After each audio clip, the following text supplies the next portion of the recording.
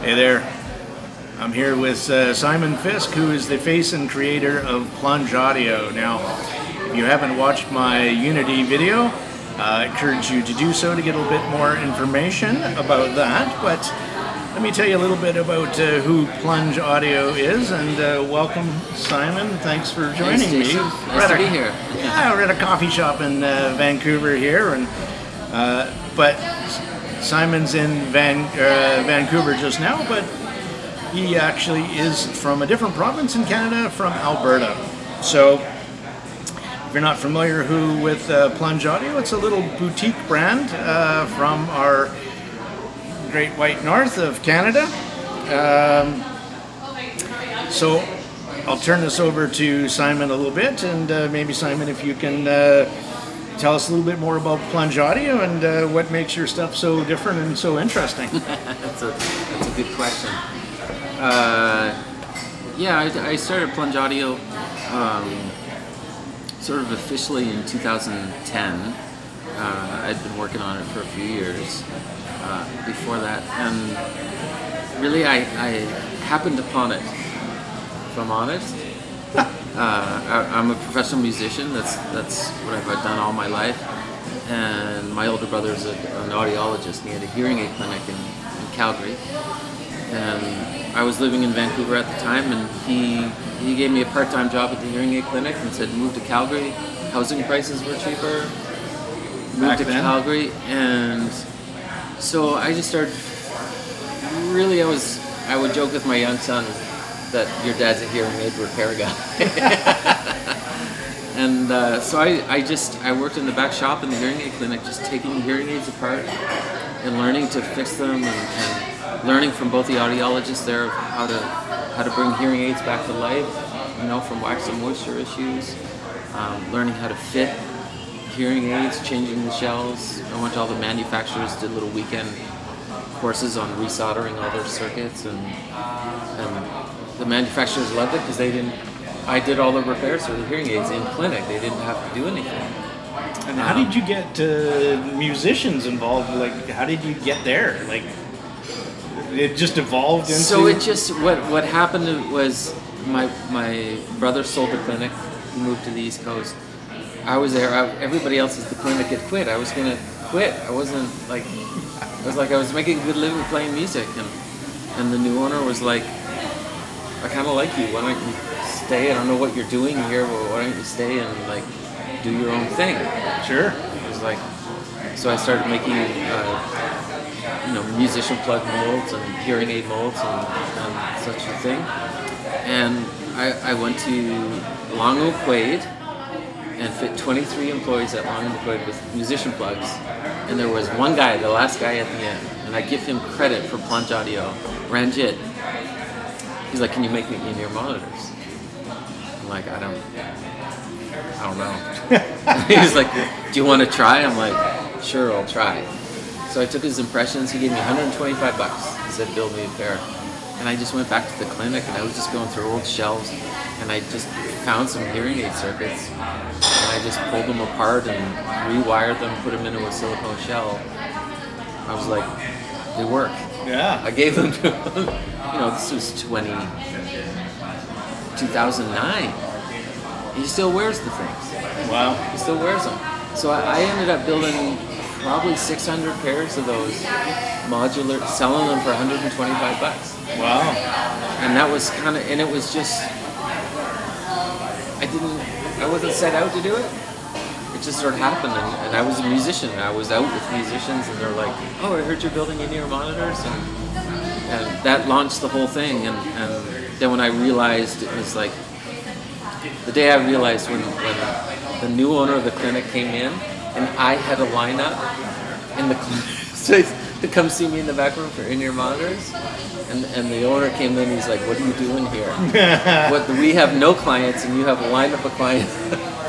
I'm like, I think there's a business here. Yeah, no kidding. Anyway, so awesome. That started it, and from that I got interested in really learning how to do it.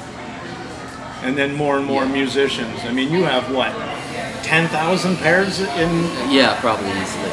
Yeah. Wow, in musicians' ears. And that's kind of when I kind of we got your information. We kind of, you know, Simon Plunge Audio kind of came into our world and this kind of IM community, and we learned a little bit about the Unity, and it has a story. I mean, this is different from what we see in Chi-Fi in Malaysia. So tell us a bit about the shell. I mean, the shell is it's unassuming. One of the things that's weird is you pick it up and it doesn't feel like anything. There's no real weight to it. And some of the things that surprised me is in Simon's case, and it was like, I was like, Simon, there's nothing to protect it, right? And these are just weird things that we normally get, and it's like, why? And it's like, well, so tell us about the shell. Like, why is this shell different from everyone else? Well, so I'll try to make my story shorter. So, in building custom monitors for the better part of 15 years, I had a lot of, because they're expensive. Yeah, and you were using resin, right? I was using resin. And custom molds and stuff. I was taking all impressions myself and scanning and I was 3D printing before Ultimate Ears, before 64 Audio, before years before those guys. Yeah. I was 3D printing shit. You said you have an Envision-Tech printer, the German printer. I do, yeah, I gave it away. But from all those years of customs, and because of the work involved in the custom thing, they're expensive. And I had a lot of clients who were like, isn't there like a universal fit I can wear? And I really wholeheartedly believe there wasn't. I don't think, well, until yours, there I had never come across anything. There's lots of universals that you can wear sitting on the couch where it's okay, you can reach up and adjust the feel, you're good. But on stage, dancing around and swinging your head, I'm like, there isn't one. There is not a model on the market. My whole quest was to create one that actually worked.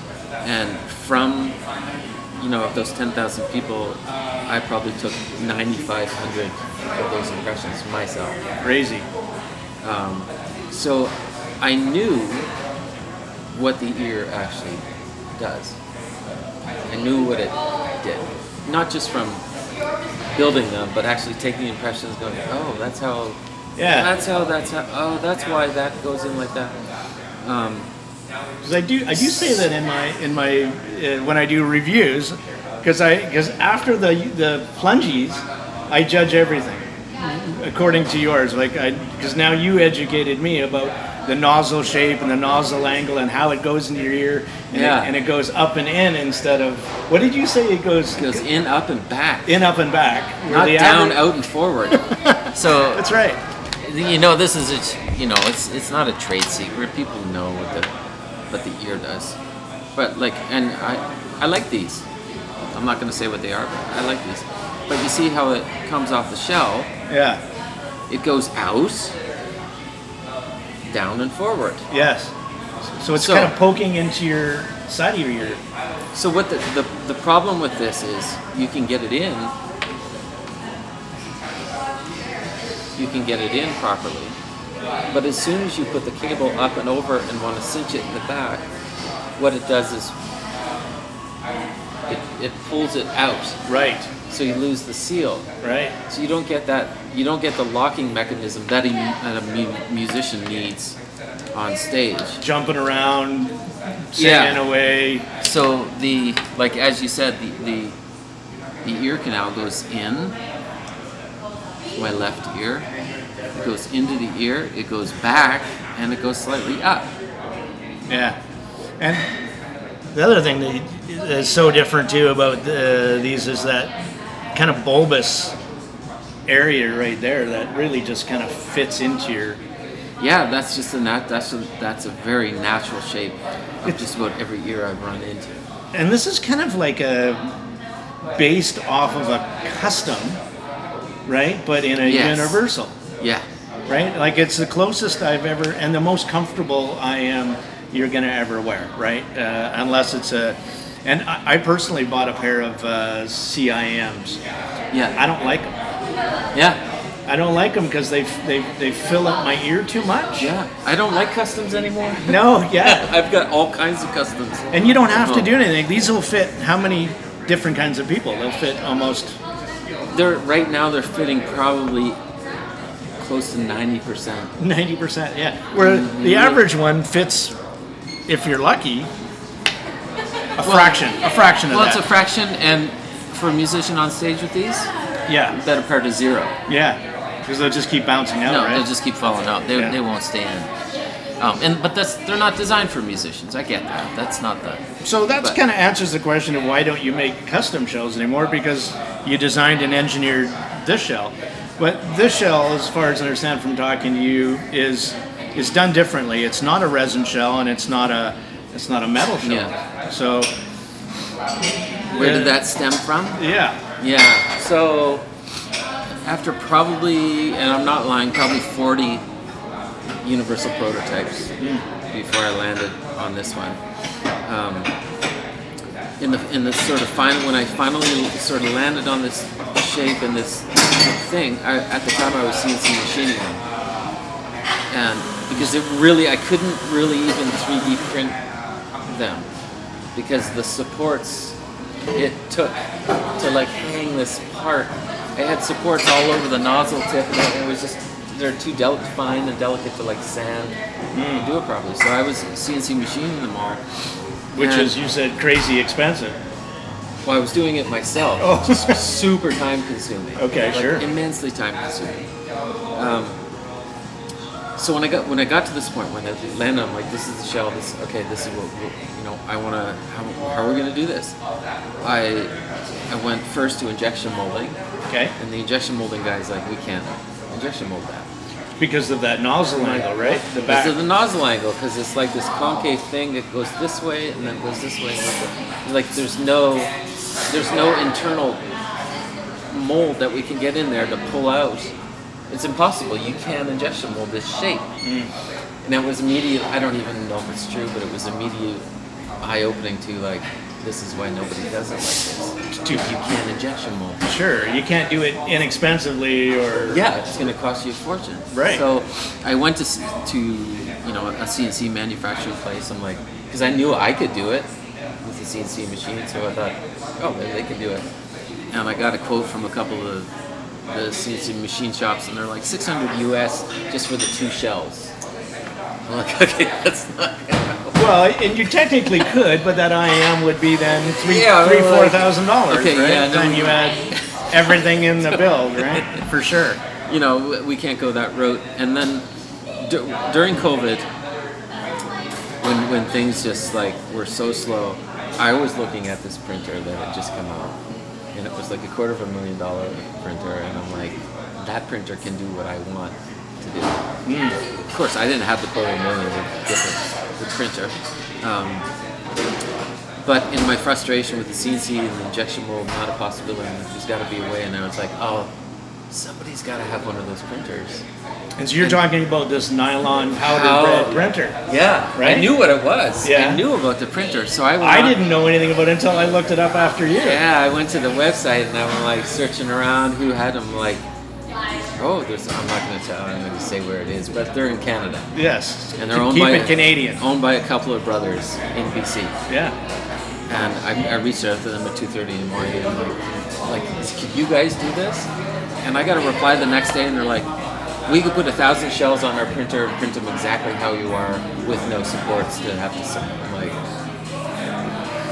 yeah, problem solved. If you guys haven't seen a powder bed printer, it's a laser nylon powder 3D laser printed shell, and they build whatever object you have, and then they kind of blow it off, and then and then you get to the shape that you want, right? Yeah, it's really incredible. So and that's kind of what makes Plunge Audio different from everybody else. Everyone else is either doing it the fast, quick, easy way, or universal that they can bang off and throw different drivers in. And that was huge, and that's why I think Plunge Audio, if we can keep your secrets, you're gonna go far, right? And that's the the kind of shell shape build fit part of the aspect of plunge audio. But the bigger thing is too the tuning, right? I mean, musician, audiologist, all this experience, you put it together, and I know listening to the first one I listened to, the Unity, right, is very geared towards your experience with musicians, where it's very linear, it's very flat, it's uncolored, it's about the most uncolored IM you can ever listen to. In fact, on the graph, people don't believe me on the 711 we use. It's like, I think there's something wrong with your graphing thing, because there's no way that can be that flat and sound the way it does, because it looks it sounds like the Unity has no bass, it has no highs, but that's not how it sounds. Right? I know, isn't that fascinating? And we were talking earlier about how our brain picks up bass, and it translates into the rest of the frequencies, or if you had something that was too bright, but the Unity that you came out with, and we were also playing today with different sources, and that was the thing that we came up with in the Canucks Audioholics group, is that we all had different DAPs. Right, so I would try it with one and go, hey, this is how it sounds with that, and then Kevin and Bennett would try it with a different one, and different cables. It's so transparent. The Unity is so transparent. And I said in my Unity video that if you're a non-cable believer, if you don't believe the actual cable, and I know this is kind of deep controversial subject, right? But if you were a non-believer of cables, the Unity would make you a believer. Because it's that transparent. It's so responsive, eh? Exactly. So you put a silver cable on it, you get more highs. You put a copper cable on it, brings out the bass. Right? And it's the same as your tracks, and it's the same as the source. It's just following the input equals output. Really? That's a good, And what surprises people about the Unity, what I thought was saying, is people would put it in and they go, holy shit, this has bass. Right? It's like, where did the treble extension come from? Right? How did this? Talk to me about your stage, because the stage of the Unity is in a different plane altogether.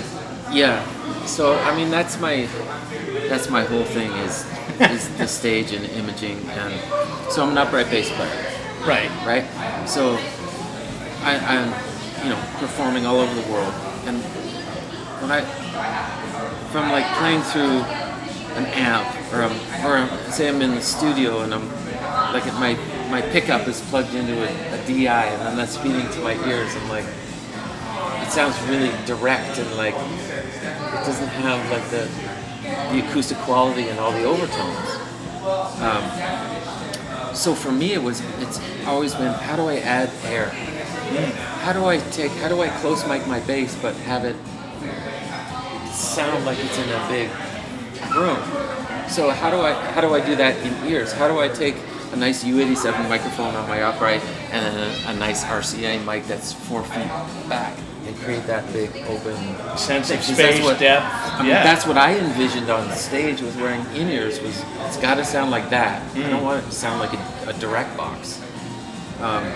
So it's always been my, compulsion to create something with that air around it.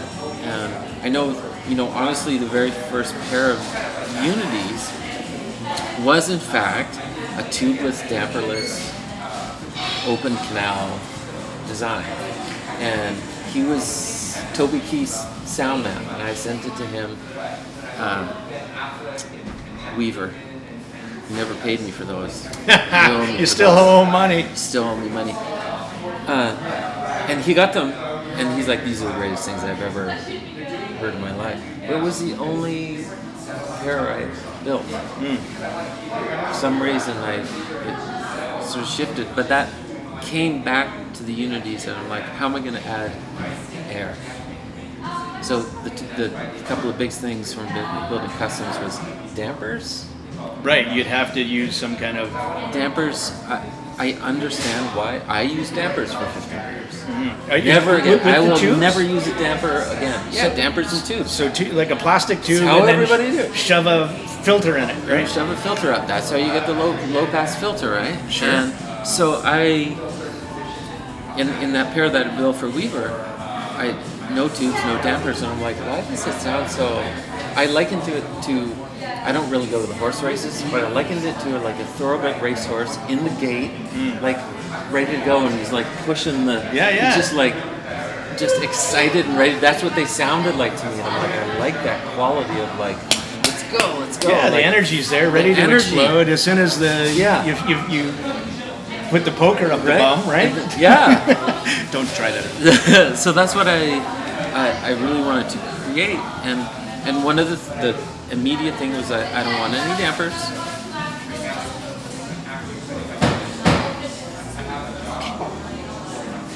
They're closing. No dampers, no tubes.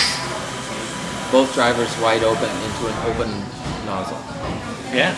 So don't go too far into your trade secrets. We're not going to talk about that. But that's a good point. Like in the plungies, there is no, and everyone else does that. And they put, again, dampers, tubes, all these things and that's why your stage and listening to the plungies, 1 minute you could be, like I was listening to Metallica live, S&M, right? The first one. Yeah. And you sound like you're in the mixing booth up in 200 feet up, right? And the orchestra's all the way around and Metallica singing in the center. So clear. Like in that track, you are right beside the recording guy, right? Yeah. And the next track, like Melody Gardot, she's sounding like she's sitting on your lap and she's got the microphone and she's singing to you, like 2 feet from you. Yeah. Right. Give me another IM that can do that, and I can hear her lips on the. For sure, the nuances of the breath, right? And that was again unique, I thought, with the plungies, and that's what kind of made those kind of so resolving. And I wrote some interesting stuff about that. I mean, and I think that's the way to describe that IM. For me, and a lot of people, or if you're an audiophile and you want an uncolored tuning, the Unity is it, right? I mean, studio monitoring, stage monitoring, musicians, fantastic.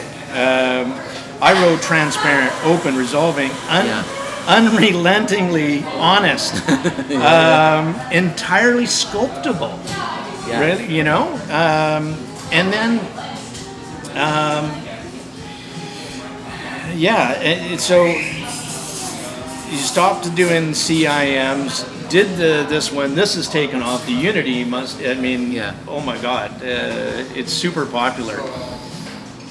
And some of the other things that I want to kind of lead into this, because I'm sitting here with Simon and he's letting me try a couple of different ones, and these are close, right? They're close.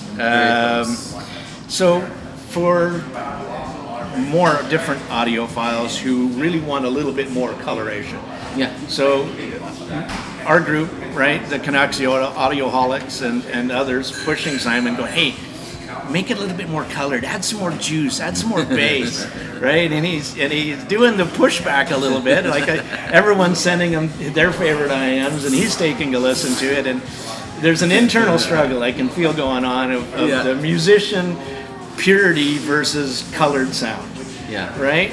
But we're winning, so there's stuff coming down the pipe pretty close.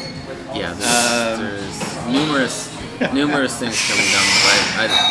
You don't want to look in my shop because there's way more than numerous things. Yeah, I know. We just but we gotta nail you down in your time and sit you behind the desk, chain you to your desk, right, and get you to crank on it. But it's exciting. So I think I want you guys to, and I'm thankful to sit down with Simon and actually. I'm really thankful too. You know, to bring a Canadian company forth. Not a lot. There's not a lot in the U.S. I mean, you've been around as long as the 64 audios. And you started the same year. Yeah, and then the Fur audio broke off. And, right? Yeah, totally. And you must be doing something right because they're kind of I see some kind of emulation, but not they're doing it differently. Yeah, they're doing it differently. We just leave it at that. But that's pretty cool. Well, I wanted to thank you for having me, because this, you can't see what we have here, but Jason has brought us, 3 different players and all these different monitors and cables, and we're just talking about what each one does. And I'm listening to some of my plungies on some of them. I'm like, I don't like it. My plungie. It's been a real eye-opening to the audiophile world. So thank you for introducing me to your world. Yeah. Me coming from the musician world of like, it has to be this way, to like, oh, okay, now I understand. Yeah, because somebody could be getting an impression of the plungies and going, I don't like the way that sounds because it's too bright or too thing, and it's like, well, maybe that's your cable, maybe that's your source. What cable you're using, what maybe player that's your file. Yes. Are you streaming? What are you doing, right? Yeah, it's enlightening. Yeah. It's very cool. And because the IMs are so, like, there's nothing like it in the IM world right now. I mean, and that's not just me. Everyone who's listened to these things kind of says the same thing. And I'm very fortunate. The response. Yeah, that I'm getting is and unique. Is a compliment to me.